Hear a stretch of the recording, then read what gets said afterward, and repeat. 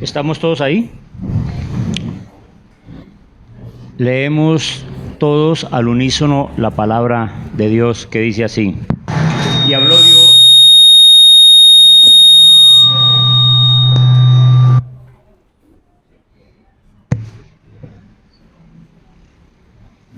Leemos todos a una sola voz. Y habló Dios todas estas palabras diciendo: Yo soy Jehová tu Dios, que te saqué de la tierra de Egipto, de casa de servidumbre. No tendrás dioses ajenos delante de mí. No te harás imagen ni ninguna semejanza de lo que esté arriba en el cielo, ni abajo en la tierra, ni en las aguas debajo de la tierra. No te inclinarás a ellas, ni las honrarás, porque yo soy Jehová tu Dios, fuerte, celoso, que visito la maldad de los padres sobre los hijos hasta la tercera.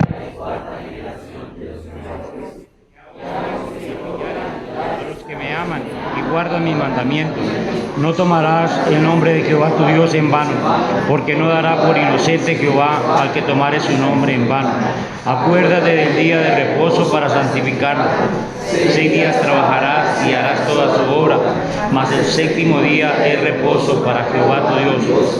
No hagas en él obra alguna, ni tú, ni tu hijo, ni tu hija, ni tu criada, ni tu bestia, ni tu extranjero que está dentro de tus puertas. Porque en 6 días hizo Jehová los cielos y la tierra, el mar y todas las cosas que en ellos hay, y reposó en el séptimo día. Jehová bendijo el día de reposo y lo santificó. Honra a tu padre y a tu madre, para que tus días se alarguen en la tierra que Jehová tu Dios te dará. No matarás, no cometerás adulterio, no hurtarás, no hablarás contra tu prójimo falso testimonio, no codiciarás la casa de tu prójimo, no codiciarás la mujer de tu prójimo, ni su siervo, ni su criada, ni su buey, ni su asno, ni cosa alguna de tu prójimo. Amén. ¿Pueden tomar asiento?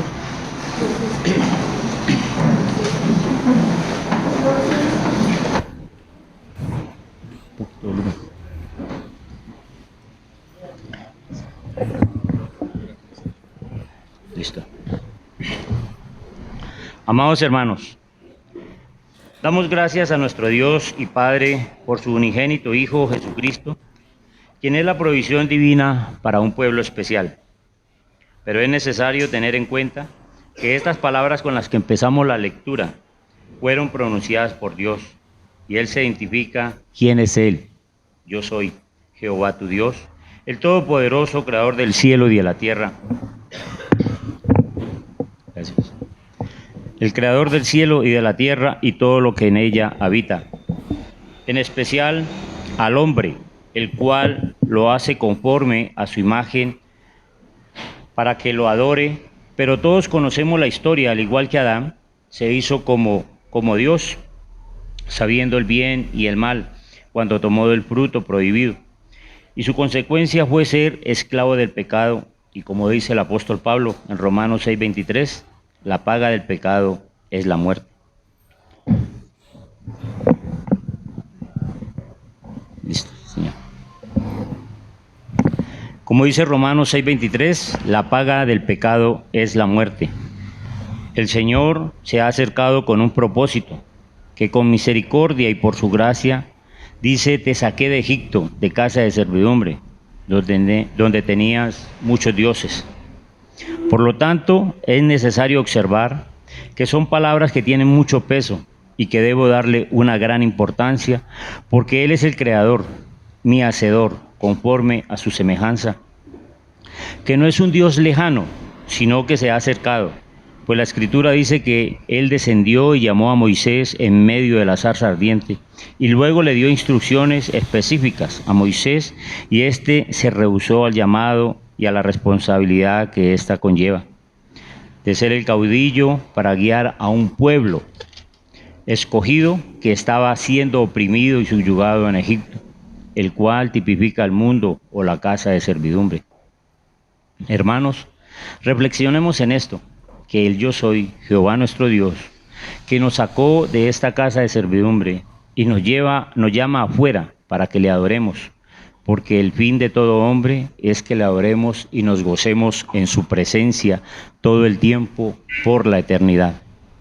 Y no que lo repitamos solamente cada vez que se inicia el servicio al Señor, sino que hagamos memoria de dónde nos sacó el Señor. Y mirando lo que dicen las Escrituras, este pueblo tenía 400 años de esclavitud y habían olvidado ya sus principios y habían adoptado nuevas costumbres y sus corazones se habían endurecido.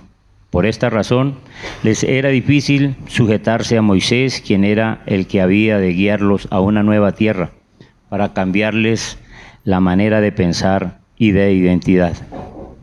Entendiendo esto, nos es necesario que nos examinemos cada uno en esta mañana, de dónde nos sacó el Señor y a quién le servíamos, para que le adoremos e invoquemos su santo nombre y le sirvamos a Él. ¿Para qué? Dice en Deuteronomio 6:1. Estos pues son los mandamientos, estatutos y decretos que Jehová vuestro Dios mandó que os enseñase para que los pongáis por obra. El propósito principal es que se distinga el temor en medio de su pueblo a Jehová nuestro Dios, con el fin de presentarle un culto con la fiel obediencia a su santa voluntad. Amén. Inclinemos nuestro rostro y demos gracias a Dios. Eterno Dios y Padre eterno, Señor, en esta mañana hacemos memoria de dónde nos has sacado, Señor.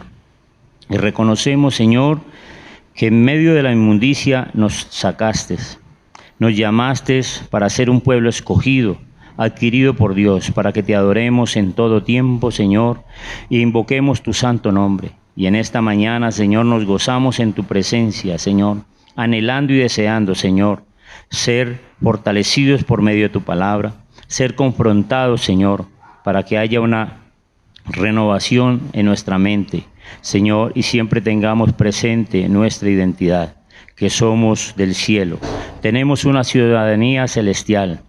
Gracias, bendito Dios, por este privilegio que tú nos das, de ser partícipes, Señor, de disfrutar de tu pan en esta mesa, Señor, en familia, reunidos aquí en esta mañana, donde nos gozamos, Señor, los unos con los otros. Bendito y alabado sea tu santo y maravilloso nombre, que vive y reina por los siglos de los siglos, oh Dios. A ti sea toda la gloria, y en Cristo Jesús oramos. Amén y amén. Vamos al Salmo 29 y nos colocamos todos de pie, por favor.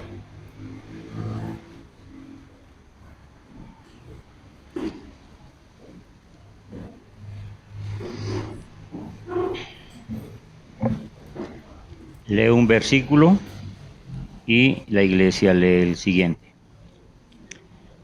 Capítulo 29 del Salmo. Tributad a Jehová, oh hijos de los poderosos, dad a Jehová la gloria y el poder. Dad a Jehová la gloria y diga su nombre, adorad a Jehová en la hermosura de la santidad. Voz de Jehová sobre las aguas, truena el Dios de gloria, Jehová sobre las muchas aguas. Voz de Jehová con potencia, voz de Jehová con gloria. Voz de Jehová que quebranta los cedros, quebrantó Jehová los cedros del Líbano. Los hizo saltar como becerros, al Líbano y al Sion como hijos de búfalos. Voz de Jehová que derrama llamas de fuego. Voz de Jehová que hace temblar el desierto, hace temblar Jehová el desierto de Cádiz. Voz de Jehová que desgaja las encinas y desnuda los bosques. En su templo todo proclama su gloria. Jehová preside en el diluvio y se sienta Jehová como rey para siempre. Jehová dará poder a su pueblo, Jehová bendecirá a su pueblo con paz. Amén.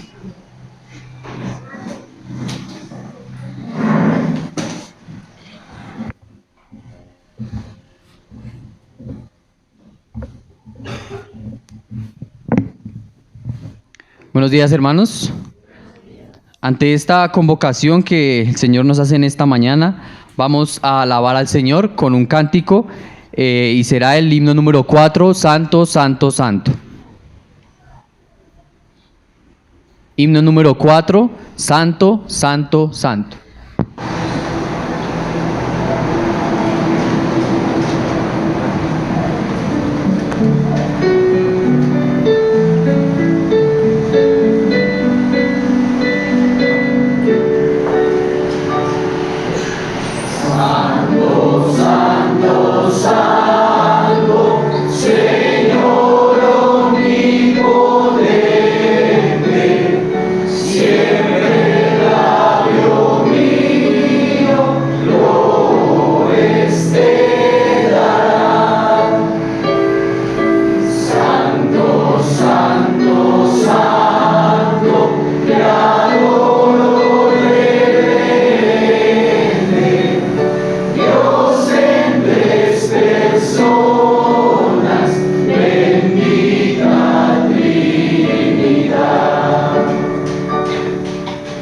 Santo, Santo, Santo, en numeroso coro, santos escogidos te adoran sin cesar.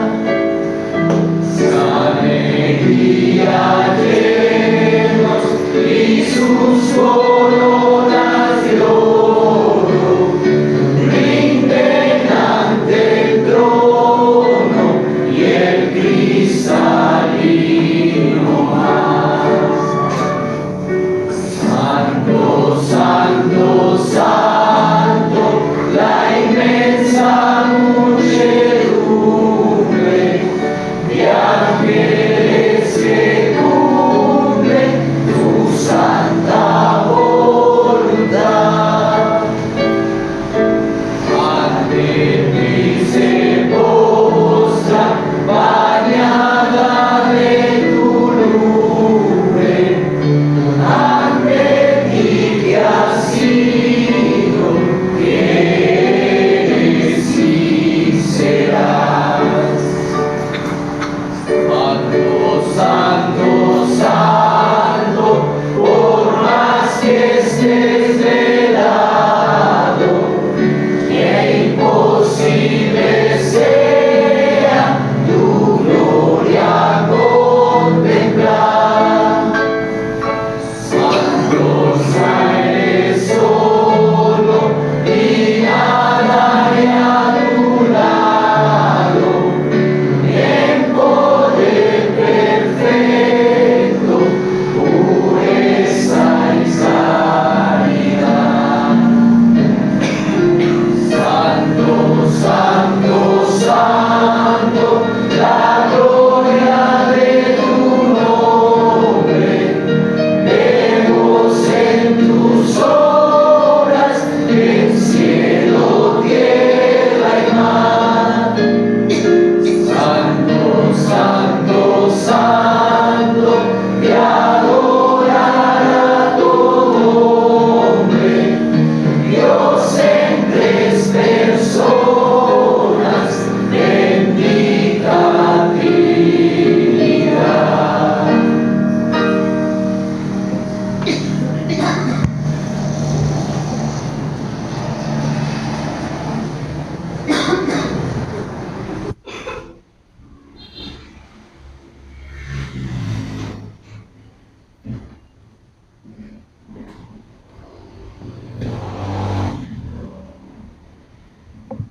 Buenos días, queridos hermanos.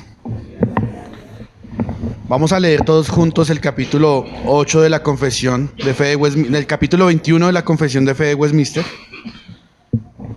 párrafo 8. Listo. Vamos a leerlos todos a tiempo. Dice: este día de reposo se guarda santo para el Señor, cuando los hombres después de la De su corazón y arreglados con anticipación todos sus asuntos ordinarios, no solamente guardan un santo descanso durante todo el día de sus propias labores, palabras y pensamientos acerca de sus empleos y diversiones mundanales, sino que también dedican todo el tiempo al ejercicio de la oración pública y privada y en los deberes de caridad y de misericordia. Stop. Queridos hermanos, la referencia del día de reposo viene de Dios mismo desde el principio. Tiene su primera mención en Génesis, una continuación como mandamiento en Éxodo y Deuteronomio, y una promesa de reposo a un pueblo después de su liberación y su cumplimiento en Cristo, que es nuestro reposo. Por eso, hermanos, procuremos no tener un día de reposo como lo intentaron los israelitas al salir de Egipto, y aún así nunca entraron al reposo del Señor. Procuremos tener una vida de reposo, porque la promesa se ha cumplido y su pueblo está en el reposo, y estará perfectamente en la eternidad, sin posibilidad alguna de perder este reposo. Por eso, descansamos en las obras del Señor, aún en nuestras ocupaciones diarias, entendiendo que vivimos en el regalo más importante que existe y que estamos en un pequeño peregrinar en este lugar y que lo más importante nos espera, y esperamos una eternidad de reposo con Él. Por favor, todos vamos a ir al Hebreos 4, versículo 7.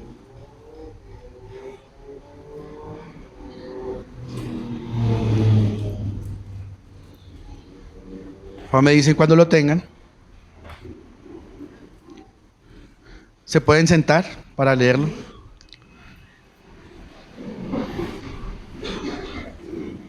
¿Todos lo tenemos? Capítulo 4, versículo 7. Dice, ¿todos lo tenemos? Léanlo conmigo, por favor. Otra vez determina un día hoy, diciendo, después de tanto tiempo, por medio de David, como se dijo, si oyeres hoy su voz, no endurezcáis vuestros corazones, porque si Josué le hubiera dado el reposo, no hablaría después de otro día. Por tanto, queda un reposo para el pueblo de Dios, porque el que ha entrado en su reposo, también ha reposado de sus obras, como Dios de las suyas. Procuremos pues entrar en aquel reposo para que ninguno caiga en semejante ejemplo de desobediencia. Hasta ahí, queridos hermanos. Vamos a orar. Señor Dios, gracias te damos, Padre, por este momento, Señor, que nos permites estar congregados y poder entender, Señor, que tenemos un reposo eterno en ti. Que ahora, Señor Dios, no buscamos un reposo como lo hacía el pueblo de Israel, porque ahora lo tenemos perfecto y cumplido, Señor Dios. La situación que nos enseña Hebreos 4 es que no lo entendemos y andamos toda una vida buscando un reposo que ya tenemos, un reposo que ya está cumplido y perfecto, y es el diario vivir y está en toda nuestra vida. Permítenos reposar en tus obras, Señor Dios, así como tú ya has reposado de las tuyas.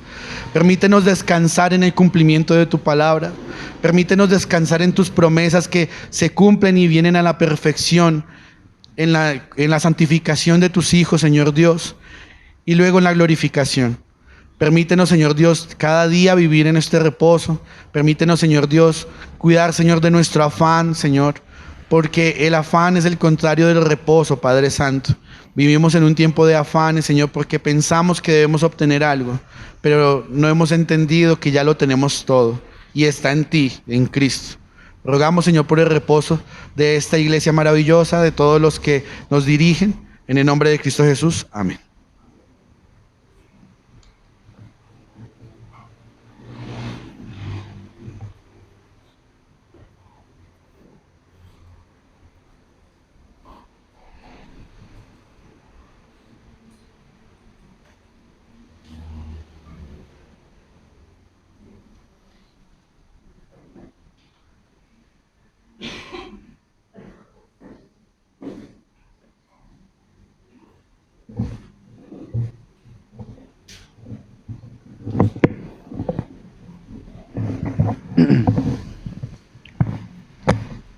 Hermanos, así comprendiendo que el Señor pues es nuestro reposo y que debemos seguir exaltándole, precisamente confiando en estas promesas que el Señor nos ha dado en Cristo, que es nuestro reposo, en quien nosotros hemos confiado y en quien aspiramos, Señor, en quien aspiramos a la eternidad a recibir ese reposo consumado para nuestros cuerpos también. Vamos a exaltar al Señor con otro himno que es el himno número 90, Te exaltaré, mi Dios, mi Rey.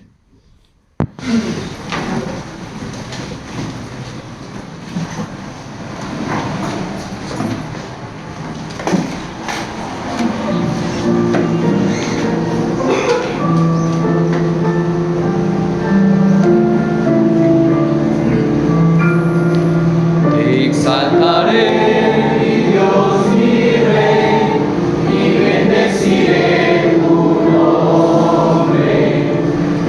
Eternamente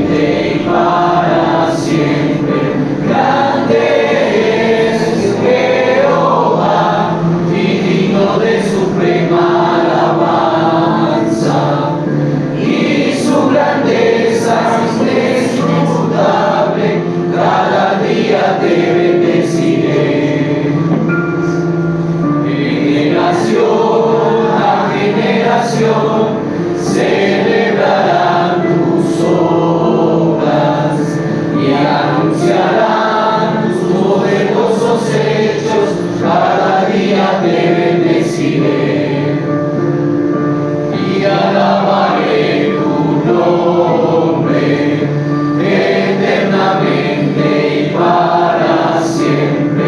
Grande es Jehová y digno de suprema alabanza, y su grandeza es inescrutable, cada día te bendeciré.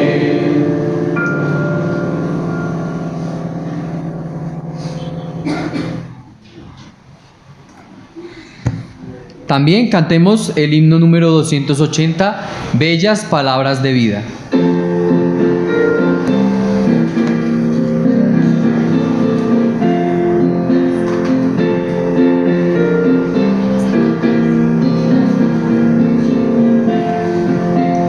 Oh, cantármelas otra vez, bellas palabras de vida, abre en ellas mi gozo y luz, bellas palabras de vida, si de luz y vida son sostén y guía, qué bellas son, bellas palabras de vida, qué bellas son, bellas palabras de vida.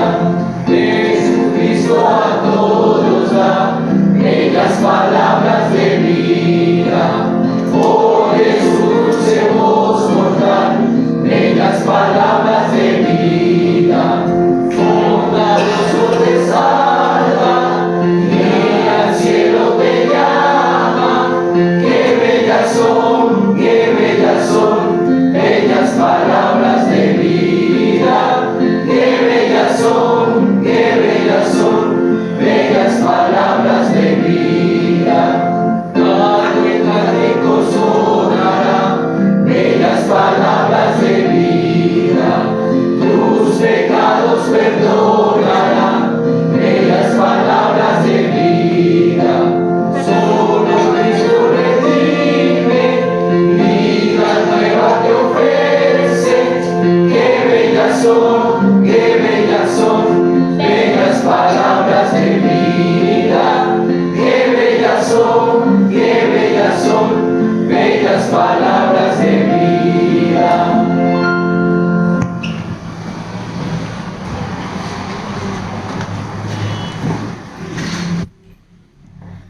Buenos días, hermanos. ¿Se pueden sentar, por favor?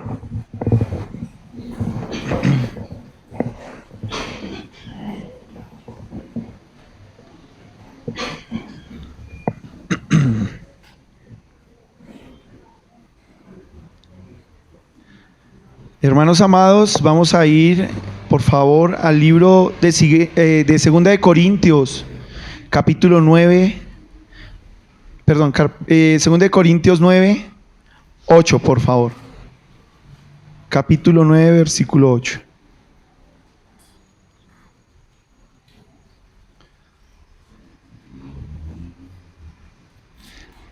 Ya estamos ahí, hermanos. Segunda de Corintios 9, 8. Vamos a hacer la lectura a una misma voz, por favor. Y poderoso es Dios para hacer que abunden en vosotros toda gracia, a fin de que, teniendo siempre en todas las cosas todo lo suficiente, abundéis para toda buena obra. Hermanos amados, demos gracias al Señor por tan enorme privilegio que es el poderle adorar y darle gracias. Que así como Él nos provee y hace que abunde en nosotros toda gracia espiritual y su influencia divina sobre nuestros corazones, podamos nosotros reflejar lo que Él hace y obra en nosotros, con cada provisión que nos da para la administración en esta tierra, a fin de que, teniendo siempre en todas las cosas todo lo suficiente, abundemos para toda buena obra, para que demos de lo que Él mismo nos ha dado, y no solo en lo económico, sino en los dones y riquezas de su verdad, para que podamos en este caminar reflejar su gloria en todo y con todos.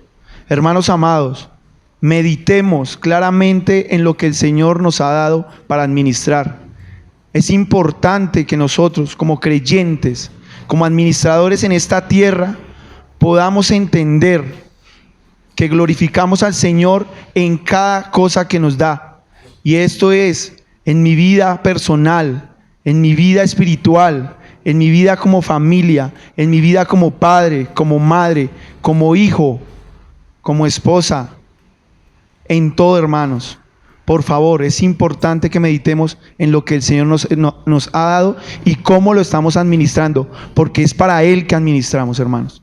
Entendiendo esto, hermanos amados, vamos a inclinar nuestro rostro y en acción de gracias vamos a orar. Amado Padre y Dios de gloria, levantamos en esta mañana nuestra oración, dando gracias y reconociendo tu grandeza y majestad, sabiendo que por tu favor y misericordia somos bendecidos en Cristo tu Hijo, y que cada día vemos de tu gracia en nuestras vidas, ya que tú, Señor, nos provees y cuidas de nosotros, y nos sustentas en cada momento, y nos das lo que necesitamos de acuerdo a tu voluntad en cada uno de nosotros. Permítenos adorarte y exaltar tu nombre con cada cosa que hacemos, y damos en amor y en sacrificio y en obediencia a ti.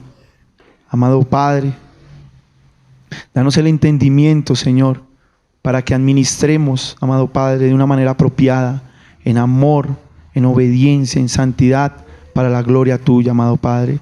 En Cristo Jesús te damos gracias. Amén y amén.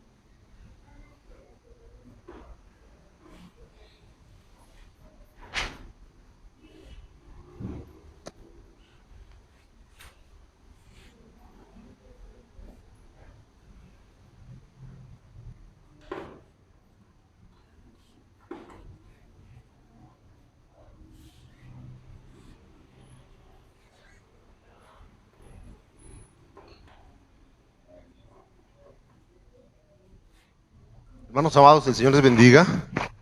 Ahí tenemos aquí acomodado esto. Bueno, ahí. Perfectamente. Déjame abrir un poco aquí porque entre el aire. Hermanos amados, damos gracias al Señor por este tiempo. Le voy a invitar por favor que se ponga sobre sus pies. Vamos a hacer una lectura en Hebreos capítulo 10, versículo del 26 al versículo 34. Hebreos capítulo 10, del 26 al 34. Ya le bajé aquí. Sí. Del 26 al 34. ¿Están todos ahí? La santa palabra del Señor se lee en el nombre del Padre, del Hijo y su Santo Espíritu. Porque si pecaremos voluntariamente, después de haber recibido el conocimiento de la verdad, ya no queda más sacrificio por los pecados, sino una horrenda expectación de juicio y de hervor de fuego que ha de devorar a los adversarios. El que viola la ley de Moisés por el testimonio de 2 o 3 testigos, muere irremisiblemente. ¿Cuánto mayor castigo pensáis que merecerá el que pisoteare al Hijo de Dios y tuviere por inmunda la sangre del pacto, en la cual fue santificado, e hiciere afrenta al Espíritu de gracia? Pues conocemos al que dijo: mía es la venganza, yo daré el pago, dice el Señor. Y otra vez el Señor juzgará a su pueblo. Horrenda cosa es caer en manos de un Dios vivo, pero traed a memoria los días pasados, en los cuales después de haber sido iluminados, sostuvisteis gran combate de padecimientos. Por una parte, ciertamente con vituperios y tribulaciones fuiste hecho espectáculo, y por otra llegasteis a ser compañeros de los que estaban en una situación semejante. Porque de los presos también os compadecisteis, y del despojo de vuestros bienes sufristeis con gozo, sabiendo que tenéis en vosotros una mejor y perdurable herencia en los cielos. No perdáis, pues, vuestra confianza, que tiene gran galardón. Porque os es necesaria la paciencia, para que, habiendo hecho la voluntad de Dios, obtengáis la promesa. Porque aún un poquito, y el que ha de venir vendrá, y no tardará. Mas el justo vivirá por fe, y si retrocediere, no agradará a mi alma. Pero vosotros no somos de los que retroceden para perdición, sino de los que tienen fe para preservación del alma. Amén. Tomen asiento, hermanos amados. Nuestro tema de hoy, una advertencia contra la apostasía del corazón. ¿Qué es apostasía?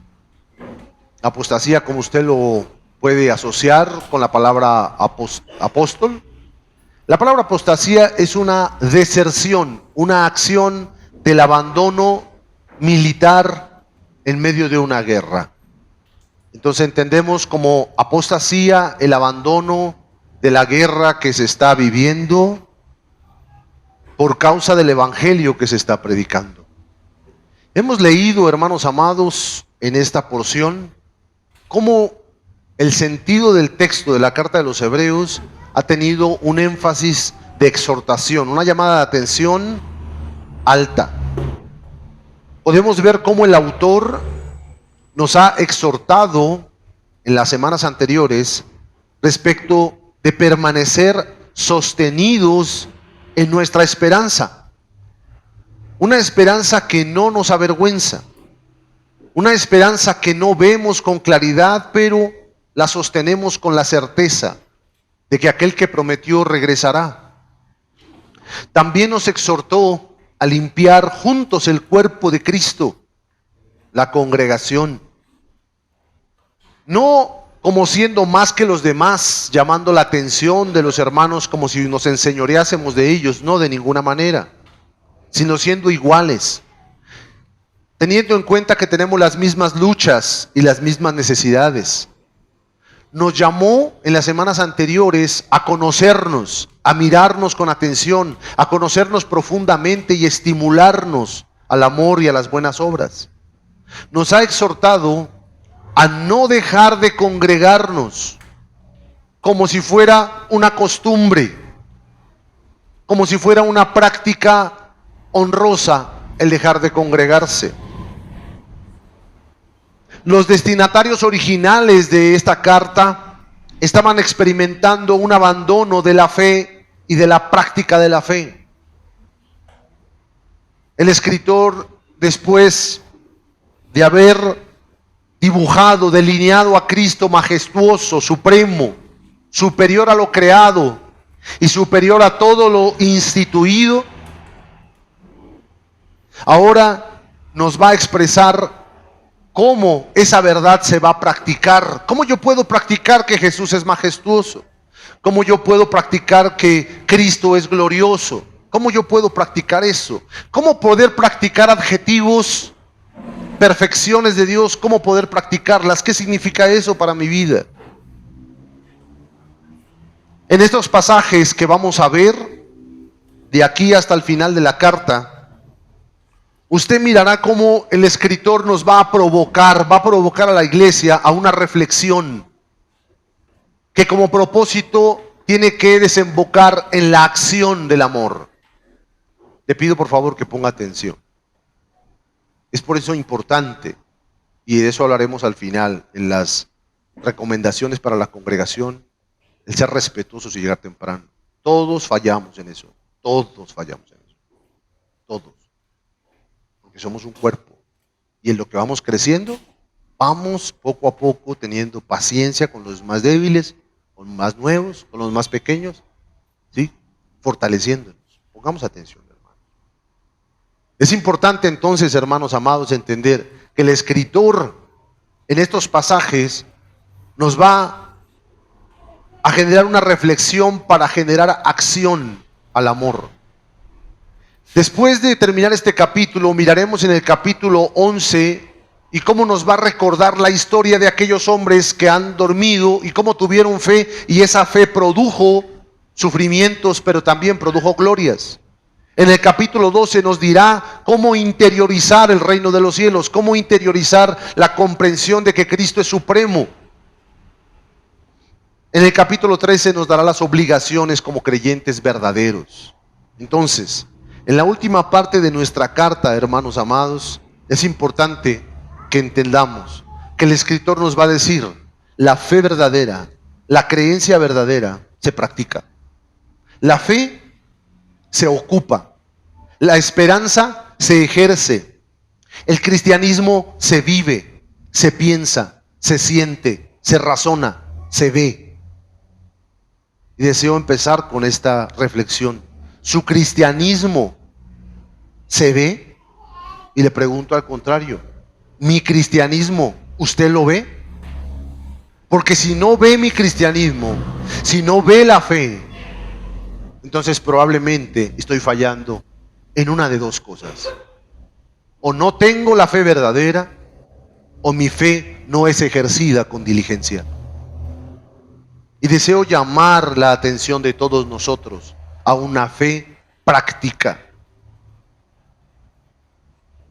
Había un dicho en México, creo que se usa también aquí: se ve y se siente.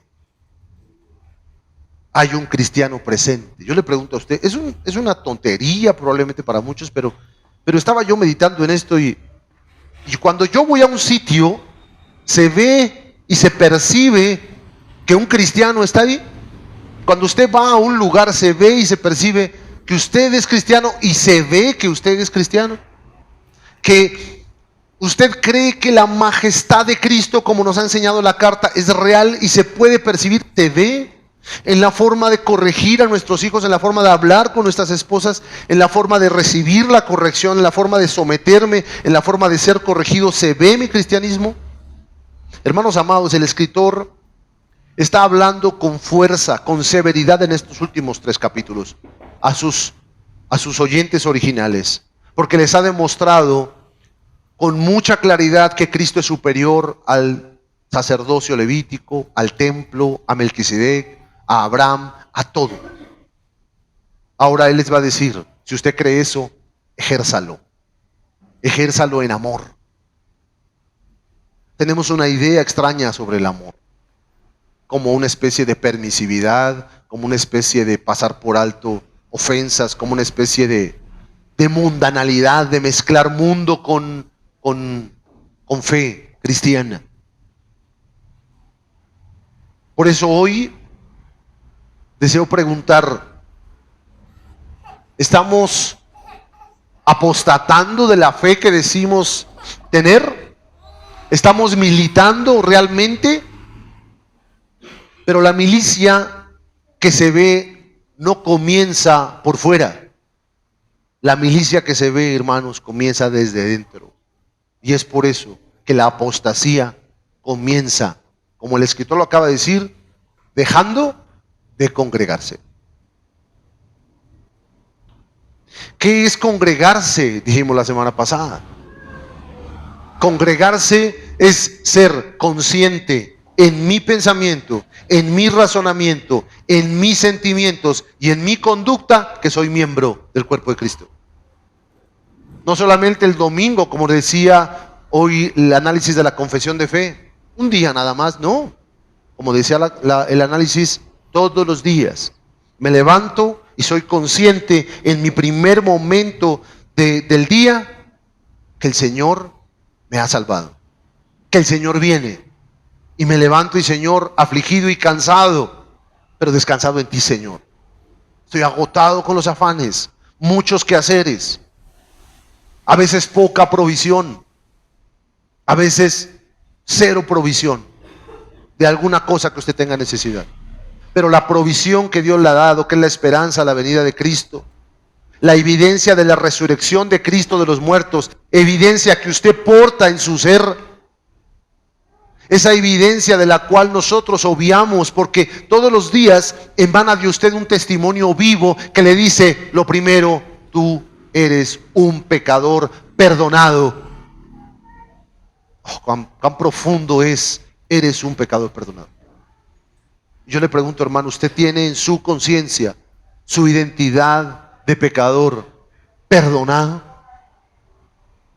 Y me levanto y digo, Señor, tú me has perdonado cuando no lo merecía. Esa es mi identidad. Ese es el testimonio tangible dentro de su corazón que Cristo resucitó de los muertos. Porque al resucitar de los muertos, Él prometió ascender a los cielos y derramar su Espíritu Santo y venir a morar en usted y en mí, dando testimonio de pecado, de justicia y de juicio.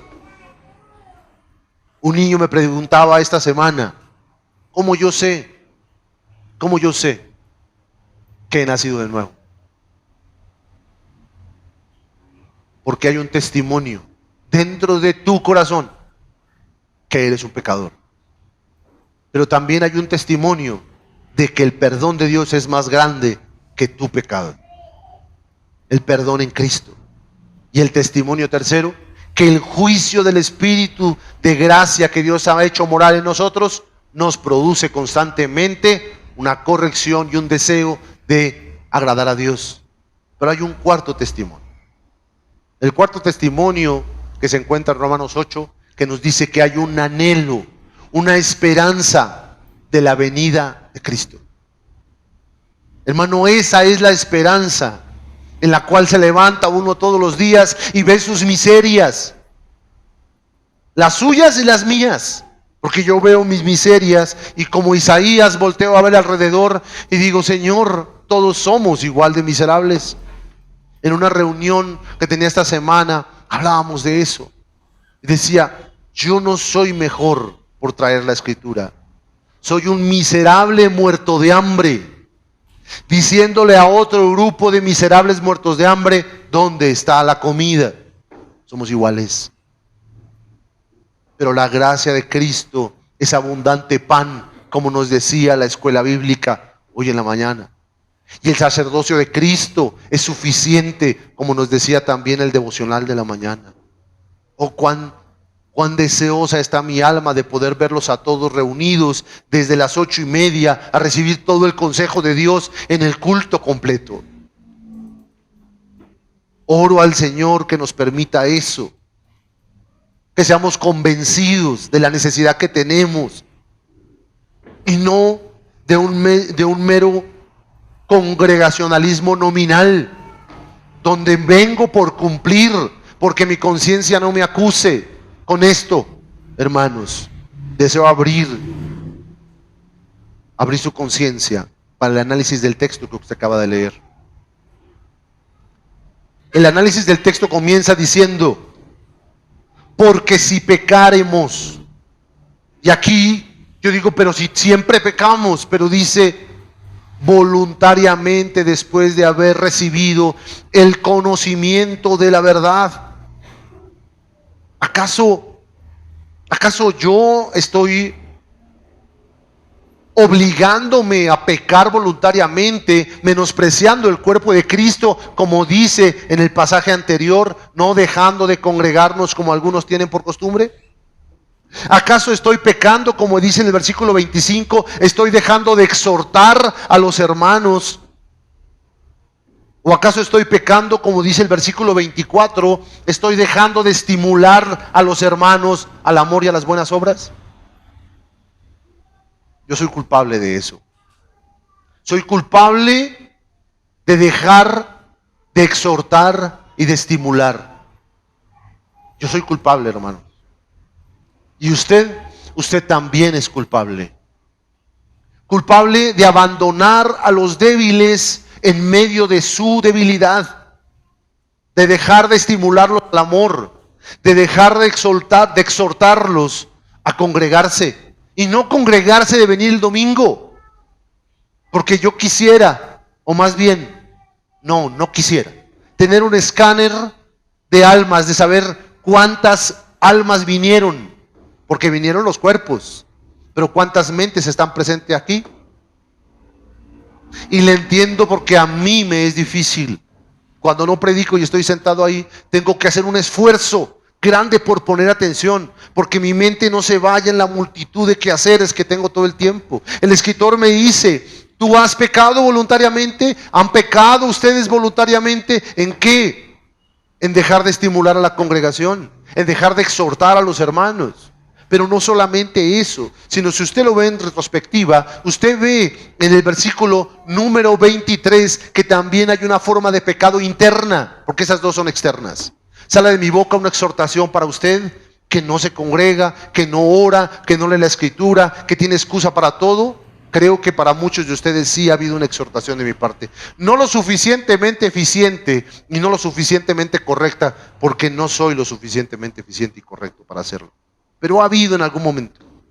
Si por alguna razón usted pudiese escaparse de eso y decir: no, yo lo he hecho bien, hermano, el 23 dice: pero también puedes pecar no manteniéndote firme, dejando de sostenerte con firmeza y fluctuando de un pensamiento en otro. Despierta a su hermano que está al lado, por favor. No manteniendo tu profesión, desviando tu esperanza, quitando tus ojos de aquel que prometió. ¿Cómo exhorto a mi hijo cuando está angustiado por los afanes de la vida? Que aunque son pequeños, sus afanes son suficientes para angustiarlo. Tiene 8 años, pero también él se angustia. ¿Cómo lo consuelo? Ay, deja de molestar, chino. Culpable soy de eso, a veces estoy cansado y hago eso. Señor, me perdone y me perdone mi hijo también. ¿Pero es así como debo hacerlo? No, hermanos. En el mundo tendréis aflicción, hijo mío, pero confiad, Cristo ha vencido al mundo y Él prometió regresar. Y en ese regreso tenemos consuelo. Este afán, esta angustia, esta tristeza, este desgaste de esta vida no es por siempre. Se acabará. No es ese el consuelo, no es esa la profesión a la que fuimos llamados, no es a eso a lo que fuimos incrustados en Cristo, unidos en Cristo para ello. Pero perdemos la vista, hermanos. El escritor nos dice: lo has hecho voluntariamente, y le dice a su audiencia original: ustedes lo han hecho. Porque no solamente está llamando la atención a aquellos que han dejado de congregarse en las comunidades cristianas del primer siglo, para los cuales fue organizada esta carta, sino que les dice: y a ustedes, los que sí vienen, dejaron que los otros se fueran. Dejaron que los otros se fueran. Ah, suerte es que te digo, hermano, doloroso. Espero que eso no sea una ofensa.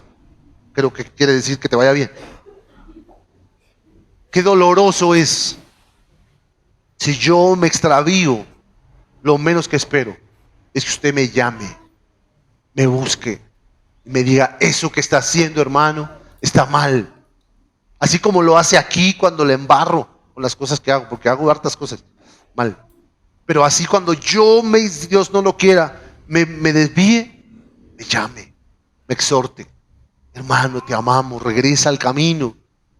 La esperanza es más fuerte y sólida, porque el que prometió volverá y no tardará. Hemos pecado en eso. El escritor dice: dejaron de exhortar, dejaron de estimular. ¿Cómo lo hace en su casa? ¿Se ha agotado en su matrimonio? ¿Se ha agotado en su paternidad, en su maternidad? Dice: si pecaremos voluntariamente, después de haber recibido el conocimiento de la verdad, ¿qué es lo que va a quedar? Ya no queda más sacrificio por el pecado. En su lugar queda una horrenda expectación de juicio y de hervor de fuego que ha de devorar a los adversarios. Y preguntamos: o sea que si yo peco así, perdí mi salvación. No, está diciendo eso.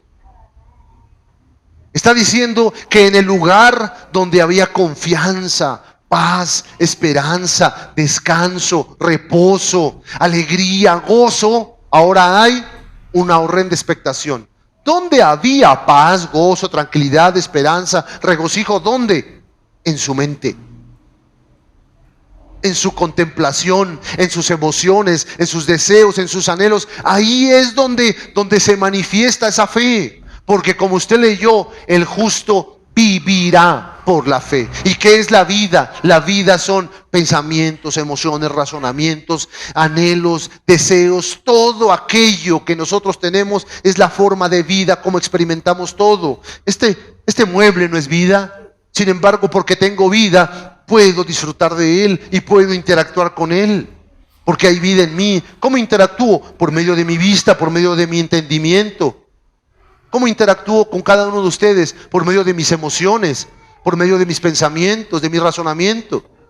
Esa es la aproximación más cercana que puedo decirle respecto de la vida. Porque aún ni la biología le puede explicar qué es vida. Pero la Escritura nos dice que la vida es todo el experimento que tenemos, toda la experiencia que tenemos en esta tierra por medio de los sentidos que Dios nos ha dado. Sentidos que por medio de la vida eterna de Cristo han sido transformados, y hoy usted tiene la garantía de que esa vida no se terminará si usted ha recibido a Cristo. Si usted ha recibido la gracia de la regeneración, esa vida no terminará nunca. Y usted podrá experimentar emociones, sentimientos, pensamientos, anhelos, razonamientos. Todo lo podrá experimentar por medio de las promesas que Cristo ha venido a cumplir. Pero ¿qué pasa? ¿Qué pasa cuando voluntariamente apostato? Cuando voluntariamente abandono mi militancia. Cuando ya no quiero pelear y quiero dejarme ir ahí en la vagancia. ¿Qué pasa? Hermanos, ese sacrificio supremamente suficiente ya no es suficiente para mí. Ya no es suficiente. Ya necesito otra cosa. Ya no funciona en mi mente. No que este no funcione, sino que no opera. Y en esto debemos hablar, porque esto no puede dejar de operar para el que es creyente genuino. Por eso el escritor va a desarrollar un tema muy importante. Y él dice, si usted verdaderamente es un regenerado, usted no podrá apartarse. No podrá apartarse. Si hay una horrenda expectación de juicio y de hervor de fuego, preguntaríamos, ¿por qué? Pero si Cristo ya murió y me dio su Espíritu Santo y ya estoy en plenitud, ¿por qué no puedo vivir mi vida y gozar de mis planes y mis proyectos a voluntad? ¿Por qué? Si esta vida es para vivirse. El escritor dice en el versículo 28, el que viola la ley de Moisés, que la ley de Moisés es física, visible, conductual, por el testimonio de 2 o 3 testigos, muere irremisiblemente, sin reversa, sin solución. No hay perdón en ello. Muere. Después dice, ¿cuánto mayor castigo pensáis que merecerá el que pisotee al Hijo de Dios y tuviere por inmunda la sangre del pacto en la cual fue santificado e hiciere afrenta al Espíritu de gracia? Si usted y yo somos creyentes y hemos nacido de nuevo y hemos recibido la bendita gracia de la verdad de nosotros y voluntariamente pisoteamos a Cristo. ¿Qué quiere decir pisotear?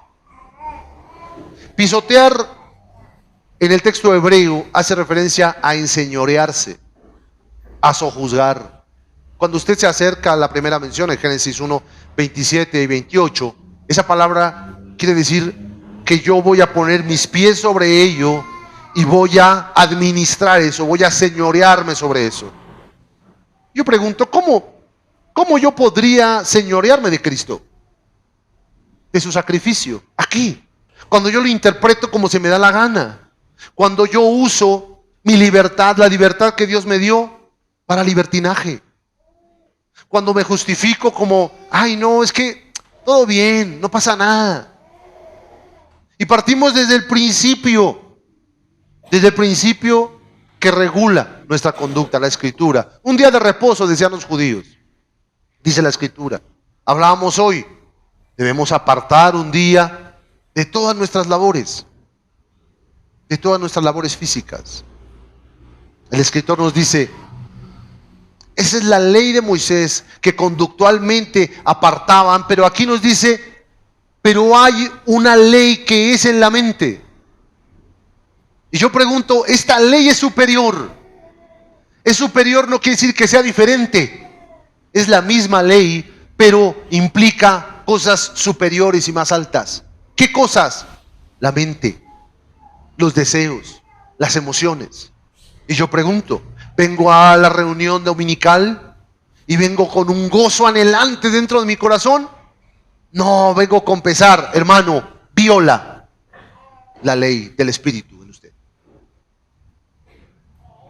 Y deseo poder explicar, aunque hablaremos más de esto, el apostatar viene desde dentro de su corazón. Cuando usted y yo nos justificamos con argumentos que usted sabe que no son válidos, pero usted los licencia en su corazón y los llena de una cantidad de argumentos y una cantidad de palabritas bonitas y de sentimentalismos que lo hagan sentir en paz. Y créame, yo soy igual y aborrezco eso. Yo aborrezco. Quisiera no justificarme, pero hay un impulso dentro de mí de justificarme a mí. Y cuando no encuentro una justificación dentro de mí, la busco en los demás. Ah, pero es que el hermano también. Ah, pero es que el anciano, ni se diga. No, pero es que el pastor. Y así somos todos. Todos somos. El escritor nos expresa, y le voy a invitar que me acompañe a este pasaje, por favor, de Deuteronomio 17, para mirar el que viola la ley de Moisés por el testimonio de 2 o 3 testigos, muere irremisiblemente. Deuteronomio capítulo 17, versículos del 2 al 13. Usted me sigue, yo voy a explicarlo. Deuteronomio habla a la nueva generación, ya la generación nueva que ya entró a la tierra prometida. Le dice, si hallares en medio de ti, en alguna de tus ciudades que Jehová tu Dios te da, un hombre o mujer que haya hecho mal ante los ojos de Jehová tu Dios, traspasando su pacto, que hubiere ido y servido a dioses ajenos, y se hubiere inclinado a ellos, ya sea al sol, la luna, o a todo el ejército del cielo, lo cual yo he prohibido, y te fuere dado aviso, después que oyeres, y hubieres indagado bien las cosas parecieren de verdad ciertas, que tal abominación ha sido hecha en Israel, entonces sacarás a tus puertas al hombre o a la mujer que hubiere hecho esta mala cosa, sea hombre o mujer. Deuteronomio 17:5 estamos. Sea hombre o mujer, y los apedrearás y así morirán. Por dicho de 2 o 3 testigos morirá el que hubiere de morir. No morirá por el dicho de un solo testigo. La mano de los testigos caerá primero sobre él para matarlo, y después la mano de todo el pueblo. Así quitarás el mal de en medio de ti. Cuando alguna cosa te fuere difícil en el juicio, entre una clase de homicidio y otra, entre una clase de derecho legal y otra, entre una clase de herida y otra, en negocios de litigio en tus ciudades, entonces te levantarás y recurrirás al lugar que Jehová tu Dios escogiere, y vendrás a los sacerdotes, levitas y al juez que hubiere en aquellos días, y preguntarás, y ellos te enseñarán la sentencia del juicio, y harás según la sentencia que te indiquen los del lugar que Jehová escogiere, y cuidarás de hacer según todo lo que te manifiesten, según la ley que te enseñen, según el juicio que te digan harás. No te apartarás ni a diestra ni a siniestra de la sentencia que te declaren. El hombre que procediere en soberbia, no obedeciendo al sacerdote que está para ministrar allí delante de Jehová tu Dios, o al juez, el tal que morirá. Y quitarás el mal de en medio de Israel, y todo el pueblo oirá y temerá y no se ensoberbecerá. ¿Sabe qué es esto? Esto es autoridad de la iglesia. Esto es un consistorio que hay ahí. Usted ve ahí y es lo mismo que dice en Mateo 18. Si un hermano de la congregación peca contra ti, ve y estando tú y él solos, repréndele, exhórtale, corrígele. Pero si no te oyere, entonces ¿qué debes hacer? Ir con 2 testigos y hablar con él y decirle. Pero si aún no oyere, dice Mateo 18, después lo lee. Entonces, díselo a la iglesia. Y si ni aún a la iglesia oyere, tenlo por inconverso, gentil y publicano. El escritor acaba aquí de usted escuchar que hay un testimonio de una persona dentro del pueblo de Israel que está apostatando de la ley de Dios. ¿Y qué le dice el escritor? Ve, ¿sí? Con 2 testigos y haz lo que la ley de Moisés dice. Apedréalo. ¿Qué es apedrearlo? Yo le pregunto. ¿Cómo usted apedrearía a un hermano que está apostatando hoy aquí? Diciéndole, hermano, congréguese, mire, falta de respeto, apóstata. ¿Usted va a hacer eso? No. ¿Sabe por qué? Porque la escritura nos enseña que la palabra de Dios ha sido la que nos ha sido concedida. ¿Para qué? Para poder consolar, para poder edificar, para poder llevar a la madurez a los hermanos. ¿Cómo lo va a exhortar, a corregir, a alentar? Con la palabra del Señor, en amor, en misericordia. Es una figura de apedrear, quiero decir. Pero también nos enseña que hay un juicio oficial, de oficiales. Estos oficiales, como usted lo acaba de ver ahí, dice que estos oficiales van a tomar en cuenta las cosas que están sucediendo y ellos determinarán qué se ha de hacer. ¿Sí lo leyó conmigo? Sí, espero que lo haya leído conmigo, ¿no? Que sí me esté poniendo cuidado. En Deuteronomio 17, 2 al 13, para que lo escriba, si no alcanzó a leerlo porque está cansado. Deuteronomio 17, 2 al 13, dice eso. Hay unos oficiales. Esos oficiales van a llevar el caso y van a decidir qué ha de hacerse.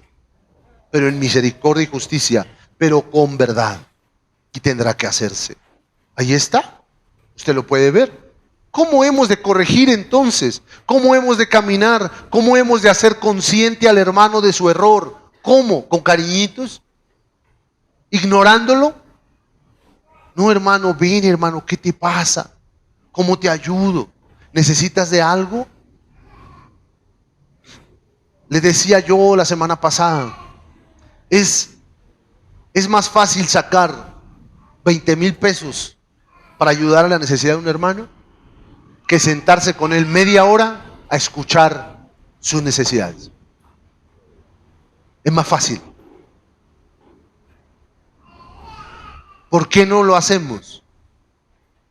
Porque no estoy diciendo que se ponga a regañar a los hermanos. Creo que fui claro la semana pasada y la antepasada con nuestro sermón.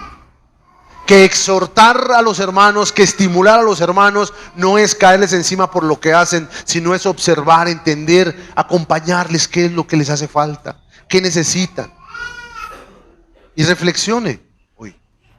¿A cuántos de los hermanos conoce usted sus luchas? Ay, no, es que a mí no me gusta meterme en lo que no me importa, pues debería de importarnos. Debería de importarnos. Regresamos a Hebreos 10. Preguntamos entonces, hermanos amados, ¿estamos pecando voluntariamente? Sí, todos aquí. Unos teniendo como costumbre dejar de congregarse, y los otros dejando que los que no se congregan pues lo hagan con libertad. ¿Qué es congregarse? Ser consciente emocionalmente, racionalmente y conductualmente de que soy miembro del cuerpo de Cristo. Soy miembro del cuerpo de Cristo. Y le voy a invitar a que cuando usted vea a su hermano le pregunte, hermano, ¿usted oró por mí esta semana? Haga ese ejercicio. Si usted me pregunta a mí y yo no oré por usted, le voy a decir, no, hermano, esta semana no oré por usted. Pero no me pregunten todos a mí, ¿no? O sea, pregúntense entre ustedes, valga. ¿Sí? Hermano, ¿oró usted por mí? No, hermano, no oré, pero esta semana voy a orar por usted. ¿Qué necesita? Necesitamos crecer como congregación, pero no crecer en número, por favor. Crecer en madurez, crecer en responsabilidad. ¿Cuántas responsabilidades tenemos y las hacemos a un lado? ¿Qué beneficios hay con mi deber económico cuando voy a trabajar? Y ahí sí no fallo. Pero en mi beneficio espiritual sí fallo. Y para eso sí tengo, no pasa nada. Pero sí me levanto temprano para otras cosas. Hemos entendido que reposar no es quedarme dormido. La Escritura enseña que el que se queda dormido, eso no es reposar. Nosotros reposamos despiertos, velando. Ese es el reposo, porque estamos esperando. Mire qué contradictorio. Mire qué contradictorio. Confundimos descanso con holgazanería. Confundimos reposo con pereza. Confundimos libertad con libertinaje. Todos nosotros, desde mí hasta el más pequeño. ¿Pecamos voluntariamente? Sí, sí pecamos. ¿Hemos recibido el conocimiento de la verdad? Espero que todos. ¿Quedará sacrificio por los pecados? El sacrificio de Cristo permanece para siempre. El escritor nos enseña, aunque hablaremos más de esto, nos dice en el versículo 31, es horrendo, es horrible, doloroso, qué miedo caer en manos del Dios vivo. No dice de un Dios vivo, porque solamente hay un Dios vivo. Caer en manos del Dios vivo es horrendo, terrible. Y si bien somos hijos, y como hijos hemos visto herederos, también somos criaturas. Y como criaturas estamos sujetos al Dios creador. Y el Dios creador es justo. Y no es un padre permisivo como yo o como ustedes. Él no nos va a permitir caminar irresponsablemente. No, ay de mí. Pero entonces el escritor, aquí en este punto angustiante en el cual espero que usted esté conmigo. Bueno, sí he pecado y ahora ¿qué hago? ¿Qué hago? El escritor nos consuela en el 32 y nos dice, trae a tu conducta. No, ¿verdad?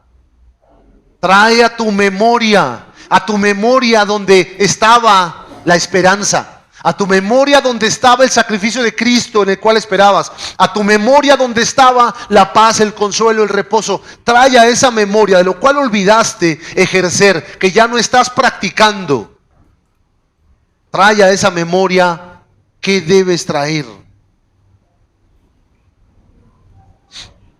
El escritor nos dice, como en los días pasados, cuando fuiste iluminado en tu primer amor, sostuviste combate de padecimientos. ¿Dónde uno padece?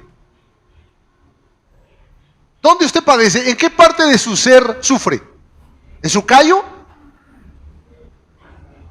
¿Le duele la uña? En su ser, en su alma, su espíritu. Usted va y duerme, ya hablamos la semana pasada. Voy cansado a acostarme y me levanto cansado. Esta semana, no sé cómo fue para usted, para mí fue bien interesante. No quiero quejarme aquí en público, pero fue bien interesante. Y me acostaba y me levantaba cansado, con sueño, dormido y pensaba, Dios mío, ¿pero qué es esto? Y oraba, Señor, quítame esto, y pareciera que se intensificaba. Cosas, quehaceres, haberes, una cantidad de cosas. Mi esposita también, con sus quehaceres, con sus deberes, y hay semanas más difíciles que otras. Se va uno a dormir y se levanta más cansado que la noche anterior. Quiere uno encontrar una distracción para que la mente se olvide de ese quehacer. Espero que le pase a usted también, para que no parezca yo loco hablándole de algo que usted no sabe. El escritor nos dice: sostuviste gran combate de padecimientos. ¿En dónde, Adrián? ¿En dónde? En el lugar donde fuiste iluminado. ¿Dónde fuiste iluminado? En tu ser, en tu mente. Has recibido la mente de Cristo. En tu alma, en tus pensamientos, en tus anhelos. Hemos perdido el camino. ¿Qué es lo que usted anhela hoy en día? ¿La palabra del Señor? ¿Qué es lo que usted anhela hoy en día? ¿Conocer a Cristo en la Escritura? ¿Qué es lo que usted anhela hoy en día? ¿Despejarse mirando el televisor? ¿Esperar que Cristo le hable en medio de la telenovela? ¿Esperar que Cristo le hable en medio de la película? ¿Que Cristo le hable en medio del videojuego? ¿Que Cristo le hable en medio del partido de fútbol? Yo no sé. O sea, estoy hablando como loco, dice Pablo. ¿Sí? O sea, ¿dónde? Hermanos, todos tropezamos en esa vaina, todos. ¿Cuál es mi anhelo, Señor? Ese anhelo cuando yo fui iluminado, donde me quería tragar la Escritura, donde leía 7 horas, donde escudriñaba, Señor, y en las palabras lloraba. Cuando mi corazón ardía porque entendía tu amor y tu misericordia. Señor, yo deseo regresar ahí. Ahí de donde me desvié, Señor, hazme regresar. Y como el profeta que dice: pon atención el camino donde vas. Regresa, Adrián. Pon señales altas donde no te desvíes. Mira, ¿dónde estás? ¿Cómo llegaste hasta aquí? ¿Dónde estás, Adán? ¿Dónde estás, hermano? ¿Cómo llegaste hasta ahí? ¿Qué nubleza de mente te hizo no tener la capacidad de discernir la diferencia entre una mano derecha y una mano izquierda? Entendiendo que la Escritura nos enseña que el Señor nos ha asido de la mano derecha, de responsabilidad, de autoridad. ¿Y cómo es que yo uso mi siniestra de una forma irresponsable? Para que pueda entenderme la alegoría bíblica. ¿Cómo es que mi ceguera me ha hecho perderme? Deseo regresar a ese momento donde yo combatía con dolor y sufrimiento interno. El escritor nos dice: por una parte te vituperaban y se burlaban de ti, y los de alrededor, en el versículo 33, eras un espectáculo para ellos. Los mataban públicamente a los creyentes, les quitaban sus cosas. Hoy en día en las escuelas, nuestros jóvenes les da pena hablar de Cristo. Van a la universidad y les da pena. Van al colegio y les da pena hablar de Cristo. Ay, no, es que pierdo mis amigos. ¿Qué clase de hijos estamos formando? Muerto antes que cobarde, decía el comandante de la Policía Fiscal Federal cuando yo trabajaba con él. Muerto antes que cobarde. Usted se muere aquí. Y yo, bueno, terrible. Yo digo: Señor, quiero morir. Quiero morir, Señor. Pero quiero morir a mis deseos. ¿No está cansado de estar cargando con esa inmundicia de la cual participamos usted y yo? Limpiémonos, despojémonos, hermano. ¿No aborrece usted esa inmundicia de la cual participamos? ¿Enseñamos a nuestros hijos a aborrecer esa inmundicia? ¿Los deseos engañosos de la carne? ¿O aprendemos a vivir con esa pestilencia en casa? Es pestilente. El escritor nos dice: éramos espectáculos, se burlaban de nosotros. y éramos compañeros de aquellos que sufrían esos padecimientos. Pero no solamente eso, el versículo 34 nos dice que también nos compadecíamos de aquellos que estaban reos y presos, esclavizados.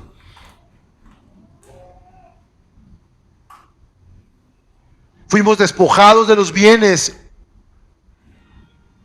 y sufrimos. ¿Y cómo sufríamos? Dice el escrito. ¿Cómo sufríamos? ¿No está conmigo? 34. Con gozo, aguante, alegre. Con gozo, con paciencia. ¿Qué es lo que quiere decir la palabra paciencia en el texto griego? Aguante, alegre. Pero no, ¿sabe qué? Yo sufro porque eso es para el creyente. Una promesa hermosa para usted y para mí. En el mundo tendréis aflicción. Una promesa hermosa, recibiréis persecución. Una promesa hermosa, seréis vituperados por causa del nombre de Cristo. Una promesa hermosa, te perseguirán y te aborrecerán. Hermosa promesa. Recíbala, haga así como los pentes. Recibo. Pero hoy ese gozo, ese sufrimiento, hermanos, yo soy honesto, me quejo. Me quejo, hermano, y tengo que hacer un esfuerzo para no quejarme. Porque a veces, y son testigos algunos de ustedes, que digo, hermano, estoy cansado. Y yo sé que así como yo estoy cansado, usted también lo está. Y debería de estarlo. Porque cargamos con nuestras propias fuerzas aquel peso que dijo Cristo: venid a mí el que esté cansado, trabajado y cargado por causa de su maldad y de su pecado, échelo sobre mí y lleve mi yugo. Porque mi yugo, dice el Señor, es fácil de llevar y es ligera su carga. Pero no, yo soy bien terco con usted y quiero cargar ese peso. Y soy el pobrecito y me aflijo y ay de mí y todo soy pobrecito de mí y qué pecadito y ay qué grito y todo eso siempre, hermano. Y no hay un gozo alegre, no hay un sufrimiento alegre, hay un sufrimiento siempre quejoso. Decían por ahí, la queja avanza. Y me quejo y creo que el Señor se agrada de mi queja constante y de mi maledicencia constante. Él nos dice, acuérdate de eso. En el versículo 35 nos enseña, no pierdas tu confianza, porque esta confianza tiene un grande, no un chiquito, un grande galardón, un grande premio. No solamente en la vida eterna, cuando sea plena, porque la vida eterna la tenemos ya. No solamente en la resurrección del cuerpo, porque ya tenemos la resurrección primera. Hemos resucitado en Cristo y la primera resurrección ya ha sucedido. Y si usted es regenerado, usted ha resucitado con Cristo y por tanto tiene vida eterna. Ese galardón usted lo disfruta hoy y es el galardón de la paz, del descanso y del reposo. ¿Por qué no ejercemos? ¿Por qué no practicamos esa fe? Él nos dice, porque es necesario el aguante alegre, la paciencia, para que habiendo ¿qué? Hecho la voluntad de Dios, obtengáis la promesa. ¿Cuál es la promesa? El escritor nos ha hablado y hoy lo recordamos en nuestra escuela dominical de las bendiciones de Abraham o las bendiciones en Abraham, que son las bendiciones sacerdotales que recibió también de Melquisedec. Y me pondré aquí, uniré todos los elementos: paz, bendición para nuestros hijos, fructificación, descanso, reposo, bendiciones espirituales desde lo alto, alimento. Yo pregunto, hermanos amados, ¿por qué no puedo obtener la promesa? Ya me la dieron, la promesa está ahí. ¿Por qué no puedo disfrutarla? Por eso, porque peco voluntariamente. Porque no traigo a memoria aquellas cosas y aquellos tiempos. Porque no traigo a mi mente el reposo del Señor. Porque pierdo el tiempo llenando y comiendo basura, cocinando mi alimento con estiércol, como decíamos en el devocional. Para el Señor es estiércol la adoración. Porque mezclo la fe con la apostasía. Pregunto, hermanos amados, construyendo nuestro pensamiento cristiano, unas preguntas. Siendo iluminados, habiendo sido iluminados, hermanos, ¿procuraremos volver a vivir en tinieblas? Y digo procuraremos porque no podemos volver a vivir en tinieblas, pero nos esforzaremos por cerrar nuestros ojos y vivir como dormidos. ¿Adormeceremos nuestros sentidos? ¿Entumeceremos nuestra memoria, nuestro razonamiento, nuestro entendimiento, nuestros sentimientos de tal manera que nuestros anhelos vayan corriendo detrás de nuestros propios sueños? No, hermano, espero que no. Espero que su respuesta sea no. Permaneceré en la luz, como dice Juan 3, 16 al 22.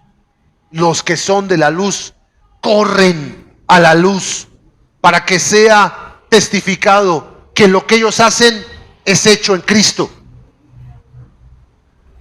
Corramos a la luz. Pregunta 2. Siendo militares del Evangelio de Cristo, siendo soldados del Evangelio de Cristo, ¿procuraremos ser reprobados por este Evangelio? ¿Me esforzaré como un militar cobarde a huir de la militación que tengo acá en mi mente y la adormeceré? ¿Entumeceré mis sentidos para que mis armas espirituales no funcionen? No. Me prepararé entonces militarmente con el Evangelio para luchar la batalla desde mi mente. Trabajaré en ello para también ayudar a mi esposa, ayudar a mi hijo. Señor, ayúdame a ser un buen militar. Tercera pregunta. ¿Me comportaré como un cobarde y huiré de las batallas? No. Me enfrentaré a ellas y moriré en ellas. En cada batalla usted morirá y Cristo resplandecerá. Esa es el premio. Usted morirá en cada batalla porque morirá un sueño suyo, un proyecto suyo, un anhelo suyo, y podrá ver con claridad. Sus ojos llenos de colirio podrán mirar el propósito de Dios en todo. Y usted podrá descansar y decir: Señor, más sabio eres tú que yo, más fuerte eres tú que yo, y me has mostrado tu camino de vida, Señor. Enséñame a hacerlo. Cuarta pregunta. ¿Trataré de evitar el sufrimiento que me causa el llevar el mensaje de Cristo? ¿Trataré de evitar ese sufrimiento? No. No lo quiero evitar. Quiero entenderlo. Quiero gozarme en ese sufrimiento. Quiero encontrar descanso en ese sufrimiento, hermanos. Siguiente pregunta. Afirmación. Más bien entonces recordaré los tiempos de mi infancia en Cristo, procurando como un niño asirme de Él, como cuando me aferraba a la mano de mi padre, cuando caminábamos en la noche, como se aferra a mi mano mi hijo, cuando el alrededor está oscuro y me pregunta: ¿estamos bien? Me aferraré como un niño al brazo de la diestra de justicia de mi Señor. Me aferraré a la esperanza de su venida, menospreciando las aflicciones presentes. Me esforzaré en pensar, en razonar, en sentir, en practicar mi fe. En practicar, sentir, razonar la esperanza y el amor y la misericordia donde esté y con quien esté, que se pueda ver el resplandor de Cristo. Exhortaré y estimularé al amor a la congregación de los santos. Acompáñenme, hermanos amados, para orar al Salmo 91. Oraremos según el Salmo 91, dando gloria al Señor.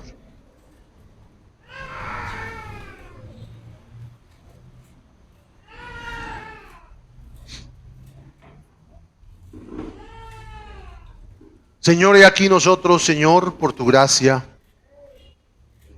nos has hecho habitar bajo tu cobijo. Y no solamente eso, Señor, sino que has preparado una morada bajo tu sombra, Señor. La sombra preciosa, Señor, que es Cristo mismo, con el cual has hecho posible todas las cosas. Has hecho que de nuestro interior se exclame: oh Dios, Padre glorioso, tú eres la esperanza mía. Tú eres nuestro castillo y eres nuestro Dios. Y confiaremos en ti y seguiremos confiando en ti, porque tú eres quien sostiene esa confianza. Oh Señor, tú nos librarás como nos has librado hasta hoy del lazo, de la trampa de este cazador de las almas que perturba y quiere incomodar la obra de tu iglesia. No nos tocará la peste destructora que nubló la vista de los egipcios. Esa peste destructora no nos llegará, porque viviremos en día, Señor, y nuestros ojos están abiertos. Tus plumas, eterno Dios, como las de una gallina, que a sus polluelos ha recogido debajo de sus alas, nos cubre. Y asimismo, Señor amado Rey, nos haces estar seguro. Tú eres nuestro escudo, Señor, y alarga, Señor, tu palabra. Descansados y confiados estamos en ella, la buscaremos. Y como resultado de conocer tus promesas y tus palabras, no temeremos al terror nocturno. Y aunque venga una saeta y una flecha de día, la podremos ver, Señor, y ella no nos dañará. Y aunque la pestilencia, Señor, ande en obscuridad y no la podamos ver, no generará mortandad en nosotros, porque la vida eterna de Cristo nos ha sido dada, Señor, y no podrá causar destrucción. Y aunque en este mundo al lado haya 1000 o 10,000 a diestra y siniestra, ellos podrán caer porque no te conocen. Pero tú, Señor amado Rey, nos sostendrás y no llegará hasta tu grey la destrucción. Ciertamente, Señor, con tus ojos, Señor amado, que has colocado en nosotros la luz, miraremos, Señor amado, la recompensa de aquellos que te aborrecen, en los cuales no somos contados nosotros, Señor, porque has puesto, Jehová eterno Dios, en Cristo nuestra esperanza, y al Altísimo que ascendió a los cielos a hacer una habitación para nosotros, la cual esperamos con vehemencia que venga, Señor. Y no nos sobrevendrá mal, Señor, ni la plaga tocará a nuestros hijos y a nuestras familias. Pues tus mensajeros constantemente dentro de la congregación estarán, Señor amado, anunciando los caminos, y estos nos guardarán, porque los mensajes del Evangelio anunciados por tus profetas, por tus misioneros, Señor, por tus siervos, estarán anunciando constantemente el mensaje. En las manos, eterno Dios, seremos llevados en tus manos, bendito Dios. Y nuestro pie será guardado de tropezar con las piedras cotidianas, Señor. Nuestro pie será puesto sobre el león, que anda como león rugiente, y sobre el dragón que anda buscando devorarnos, Señor.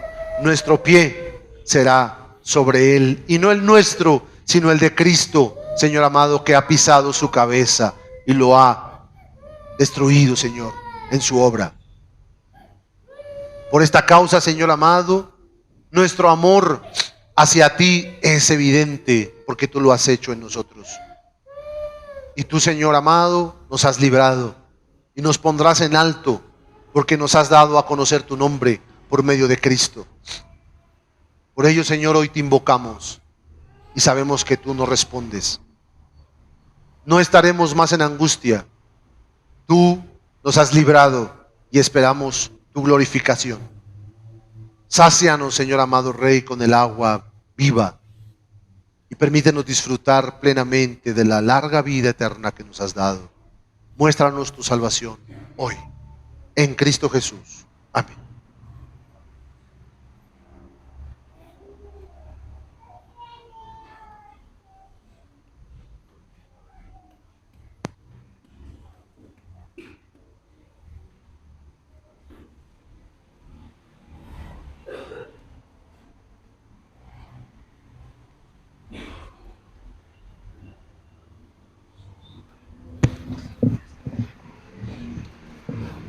Cantemos, hermanos, el himno número 329, Fuente de la vida eterna. Todos de pie, vamos a cantar el himno 329, Fuente de la vida eterna.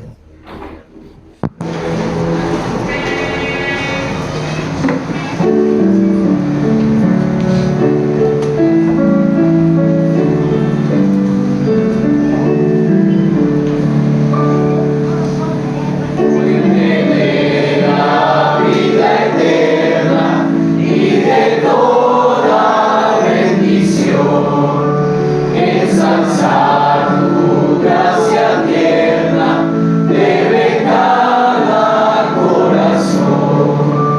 Tu piedad inagotable, abundante en perdonar, único ser adorable, gloria a ti debemos dar. De los cánticos celestes que quisiéramos cantar, entonados por las huestes que lograste rescatar. Almas que a buscar viniste, porque les tuviste amor, ellas te compadeciste con tiernísimo favor. Toma nuestros corazones, llénalos de tu verdad, de tu espíritu los dones y de toda santidad. Guíanos en obediencia, humildad y puro amor. Nos ampare en tu presencia, oh bendito Salvador.